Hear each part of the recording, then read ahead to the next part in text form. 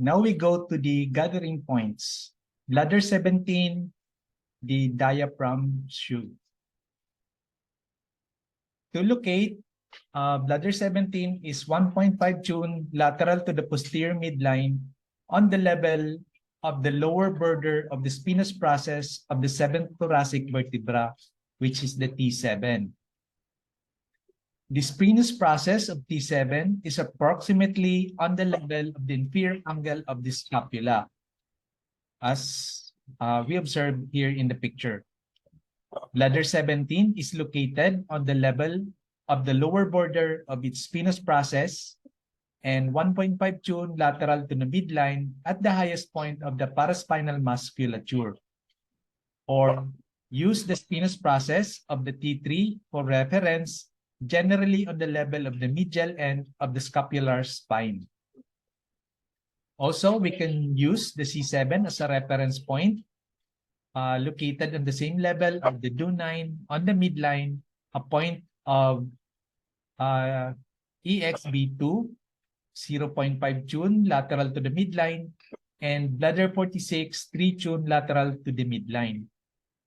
Okay? With the needling, it could be 0.5 to 1 tune obliquely towards the spine. In clinical practice, this point is often needled transversely,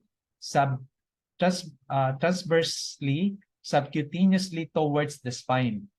This allows the patient to lie in a supine position during the needle retention. The needles can be secured with tape. The cushion is for the pneumothorax.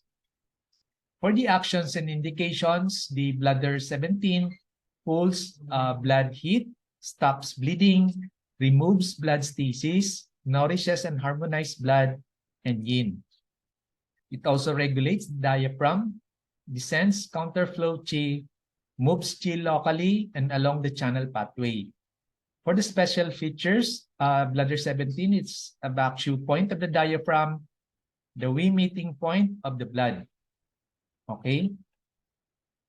Bladder 17 is an important point with many functions.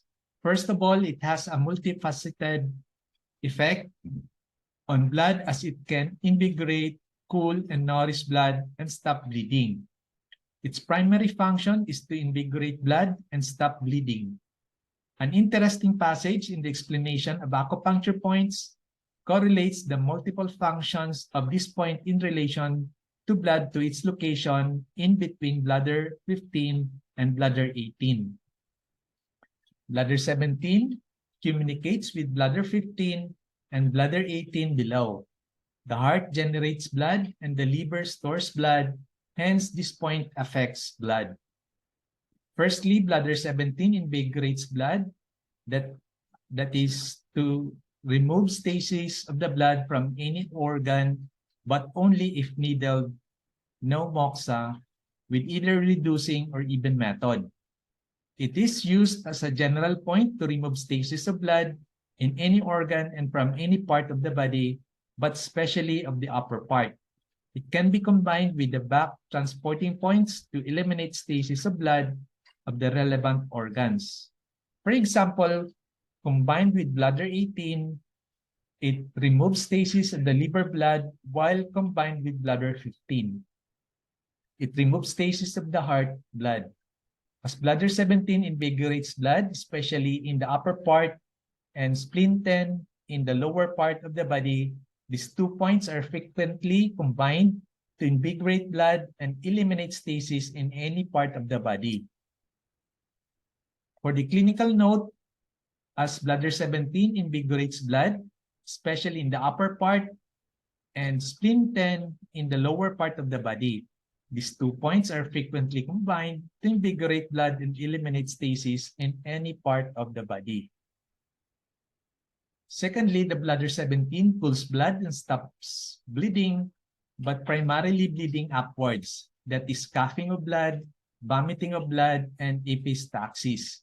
This action in stopping bleeding upward is also connected to its action in subduing rebellious chi, a pathology that is often present in bleeding upwards. Thirdly, although the ancient texts seldom stress this function, bladder 17 can nourish blood if used with direct moxibustion. It is therefore used for deficiency of blood of any organ. It is usually combined with the back transporting points to nourish the blood of the relevant organs. For example, it is combined with bladder 18 to nourish liver blood, with bladder 15 to nourish heart blood, and bladder 20 to promote spleen function of producing blood. Fourthly, bladder 17 moves qi in the diaphragm and chest and is used for feeling of oppression and pain of the chest and fullness in the epigastrium. Fifthly, bladder 17 pacifies stomach qi and it subdues rebellious stomach qi, which is stomach qi going upward instead of downwards. It therefore treats such symptoms as hiccup, belching, nausea, and vomiting. Sixth, bladder 17 has a general tonification effect on all qi and blood of the whole body.